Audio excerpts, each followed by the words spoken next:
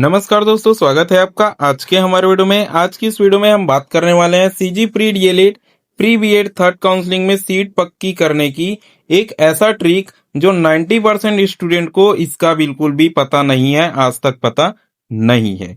हमारे बहुत से ऐसे स्टूडेंट हैं सर जो CG pre DElEd CG pre BEd में काउंसलिंग तो कराए हैं, लेकिन जो है उनका नाम बिल्कुल भी नहीं आया है। फर्स्ट काउंसलिंग में काउंसलिंग कराए, फर्स्ट लिस्ट में 3 लिस्ट आया, लेकिन उसमें बिल्कुल भी नाम नहीं आया। सेकंड काउंसलिंग में 3 लिस्ट आया और कुछ का नाम जो है वो आया और कुछ का नाम जो है वो बिल्कुल भी नहीं आया। जिनका नाम आया सर उनको क्या सर कॉलेज अच्छा नहीं लग रहा तो या कुछ और दिक्कत है, तो वो चाहते हैं सर कि थर्ड काउंसलिंग के अंदर वो पार्टिसिपेट करे, थर्ड काउंसलिंग में भाग लें और उन्हें जो है उनका नाम बहुत ही अच्छे कॉलेज में आ जाए। साथ ही साथ जिन स्टूडेंट का नहीं आया है वो चाहते हैं कि हमें जो है कुछ ऐसा तरीका पता चल जाए कि हमारी नाम जो है या फिर हमारा नाम जो है वो आने के चांसेस हद से ज्यादा बढ़ जाए। तो आज हमने जो है वो रिसर्च करा, रिसर्च करके हमने जो है वो एक्सपीरियंस करा कि कैसे कुछ स्टूडेंट जो है वो 10% स्टूडेंट कैसे अपना नाम जो है वो बहुत ही कम नंबर में लेके आते हैं और लेके आने के साथ साथ जो है वो उनका एडमिशन भी हो जाता है।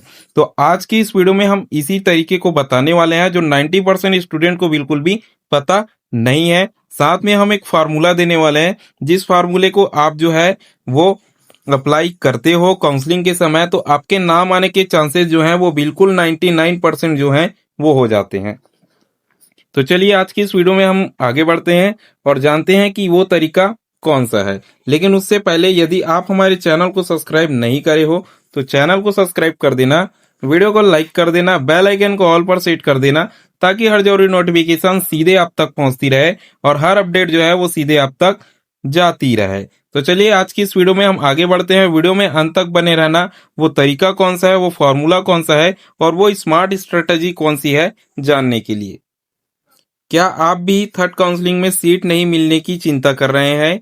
यहाँ एक सिंपल और हम प्रूवन स्ट्रेटजी जो रियल में काम करती है उसे हम बताएंगे। तो आपको जो है वीडियो को अंत तक देखना है। अंत तक देखने के बाद थर्ड काउंसलिंग जैसे ही स्टार्ट होती है आपको ये तरीका जो है, ये फॉर्मूला जो है वो अप्लाई कर लेना है। जैसे ही अप्लाई करोगे आपको रिजल्ट जो है वो देखने को मिल जाएगा।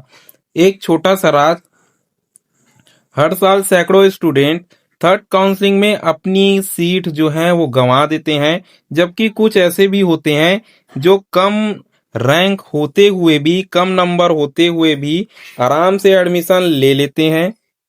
क्या इसके पास, क्या उनके पास जो है वो कोई सीक्रेट सोर्स होता है?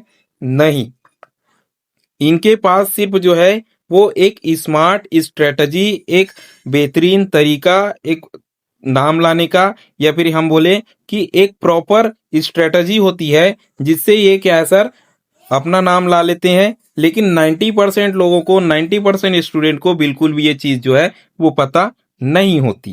तो देखिए बहुत सारे स्टूडेंट में आपने देखा होगा, ये आपने भी करा होगा कि किसी के मुंह से सुना कि ये कॉलेज अच्छा है और किसी के मुंह से सुना कि ये कॉलेज अच्छा है, किसी ने कह दिया कि सर ये वाला अच्छा है, किसी ने कह दिया कि ये वाला अच्छा है, आपने उसी कॉलेज को चॉइस फिलिंग में कर दिया।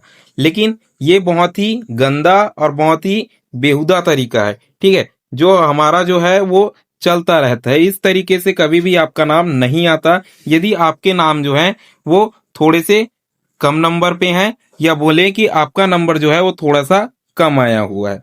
तो हम समझते हैं कि फर्स्ट नंबर थर्ड काउंसलिंग की सच्चाई क्या है। तो देखिए थर्ड काउंसलिंग के अंदर, सेकंड काउंसलिंग के अंदर अक्सर कॉमन चीजें जो देखी जाती है, कई स्टूडेंट जो है वो रिपोर्ट नहीं करते। सेकंड काउंसलिंग हुई, 3 लिस्ट जो है वो निकल गया, लेकिन बहुत सारे स्टूडेंट ने जो है रिपोर्ट नहीं करा, एडमिशन नहीं लिया। क्यों नहीं लिया? क्योंकि उन्होंने दूसरे कोर्सेज को अप्लाई कर लिया है, दूसरे कोर्सेज में शिफ्ट जो है वो हो गए हैं, किसी के डॉक्यूमेंट्स रिजेक्ट हो जाते हैं।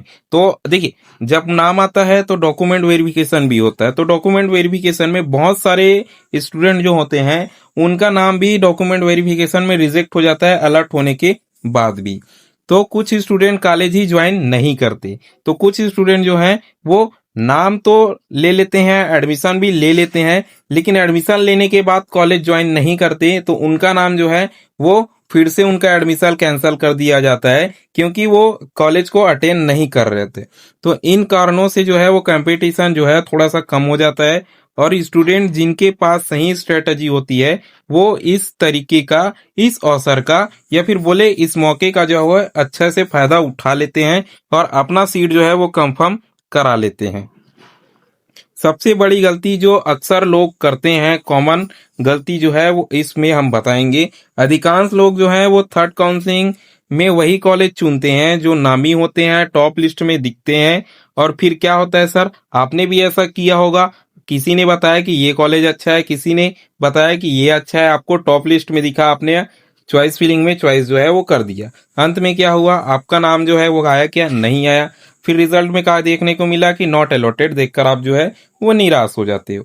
सच्चाई क्या है सर, जिन कॉलेज की सीट जो है वो पहले 2 राउंड में भर चुकी होती है, वहां जो है वो थर्ड राउंड में बहुत ही कम चांसेस होते हैं आपके नाम आने का, क्योंकि सीट्स जो हैं वो भर चुकी हैं। सीट्स जो खाली है वो 4-5 ही खाली है और आप जो है उसे फर्स्ट चॉइस दे रहे हो, सेकंड चॉइस दे रहे हो, तो कहाँ से आपका नाम आएगा।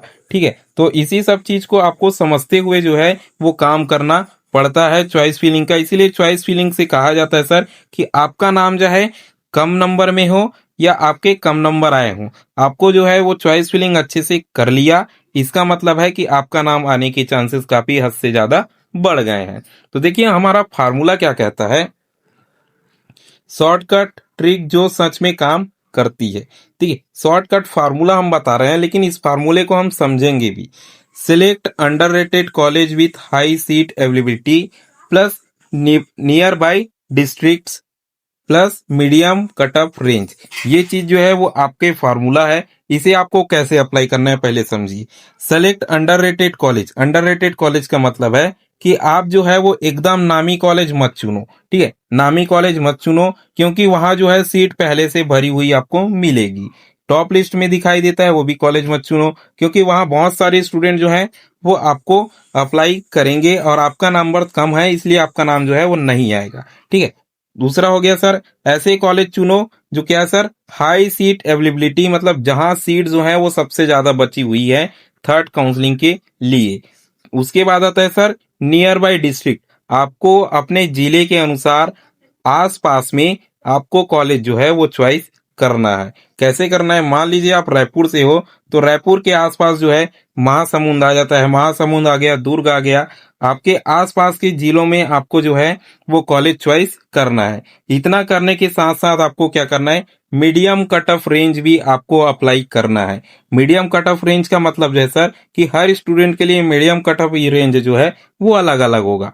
कैसे अलग होगा, मान लीजिए एक स्टूडेंट का 50 नंबर आया है, एक स्टूडेंट का 55 नंबर आया है, तो वो क्या करेगा सर, 55 वाला क्या करेगा, कॉलेज की पूरी लिस्ट देखेगा, लिस्ट में जिसका नंबर जो है कॉलेज का वो 55 नंबर के आसपास है, 56 नंबर है या फिर मान लीजिए 55 ही है या फिर 57 नंबर है, तो ये इसके लिए मीडियम कट ऑफ रेंज का कॉलेज हो गया।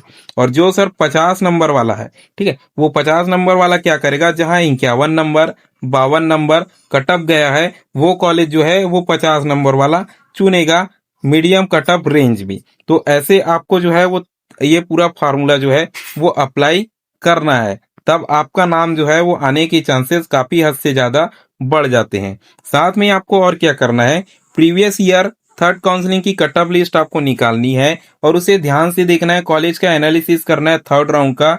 आपको पता चल जाएगा कि कौन से कॉलेज में कितना कट ऑफ जो है वो पिछले साल गया था और इस साल भी जाएगा, क्योंकि जो कॉलेज में हमेशा कट ऑफ लो जाता है उसी कॉलेज में इस साल भी जाएगा। साथ ही साथ आपको सेकंड काउंसलिंग का थर्ड अलॉटमेंट लिस्ट भी देख लेना है, उसका कट ऑफ देख लेना है, आसानी से आपको क्लियरली पता चल जाएगा। ठीक है, पिछले वीडियोस में हमने बताया भी है। दूसरा अंडररेटेड कॉलेज चुनना है, मैंने पहले बताया कि जिनका नाम जो है वो बहुत ऊपर नहीं आता है और सीट जो है वो खुली रहती है, इनका मतलब इसको आपको टॉप प्रेफरेंस में देना है। मैंने कहा सर कि नामी कॉलेज आपको नहीं चुनना है क्योंकि वहां सीट जो है वो अक्सर भर चुकी होती है। आपको जो है अंडररेटेड कॉलेज चुनना है जिनका नाम जो है वो एकदम ऊपर में नहीं आता लेकिन सीट्स जो है वो खाली रहती है, उन्हें टॉप प्रेफरेंस में आपको रखना है। ठीक है, उसके बाद नियर बाई डिस्ट्रिक्ट कॉलेज, आपको जो है वो अपने जिले के आसपास के 2-3 कॉलेज जो हैं वो डालने हैं जिनकी रिपोर्टिंग कम हो सकती है और चांसेस जो हैं वो आपका बढ़ जाता है। साथ ही प्राइवेट कॉलेज को आपको मिक्स रखना है, सिर्फ गवर्नमेंट कॉलेज पर नहीं 2-3 अच्छे प्राइवेट कॉलेज आपको जरूर चुनना है, क्योंकि मैंने पिछली वीडियोस में आपको बताया था कि अब गवर्नमेंट कॉलेज की सीट्स जो है वो काफी हद तक भर चुकी है, बहुत ही कम सीट्स जो है वो बची हुई है। तो आपको अगर आप जो है वो सिर्फ गवर्नमेंट कॉलेज चुनते हो तो आपके नाम आने के चांसेस जो है बहुत ही कम है, लेकिन आप प्राइवेट ऐड कर देते हो तो वहीं आपके प्राइवेट में नाम आने के चांसेस जो है वो काफी हद से ज्यादा बढ़ जाते हैं। यदि सिस्टम क्या करेगा, पहले गवर्नमेंट में ट्राई करेगा, गवर्नमेंट में नहीं आया तो वो प्राइवेट में भेज देगा, लेकिन आपका नाम जो है वो बिल्कुल आ जाएगा। अब देखिए प्रीफरेंस ऑर्डर स्मार्ट रखें। देखिए आपको सबसे पहले कैसे चुनना है, जहां आपको लगता है कि हाई चांसेस है, ठीक है, हाई चांसेस है, मैंने क्या बताया, आपकी कट ऑफ के रेंज के अनुसार आपको निकाल लेना है। हाई चांसेस है उन्हें सबसे पहले रखिए, उसके बाद मीडियम चांसेस जो आपको लग रहे हैं उसको रखिए, उसे रखने के बाद जो है आखिर में टॉप ड्रीम कॉलेज रखें, ठीक है, आखिर में टॉप ड्रीम कॉलेज रखें, क्योंकि वहां जो है वो सीट्स भर चुकी होंगी। तो आपको ये फार्मूला जो है वो अप्लाई करना है। अप्लाई करने के बाद जो है वो आपको रिजल्ट खुद देखने को मिल जाएगा।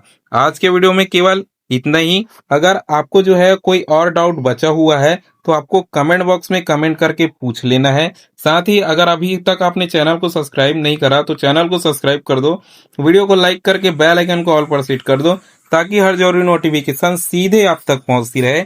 कोई भी बीच में जो है वो नोटिफिकेशन आपको ना मिलने की जो है संभावना ना बने। वीडियो में अंत तक बने रहने के लिए धन्यवाद।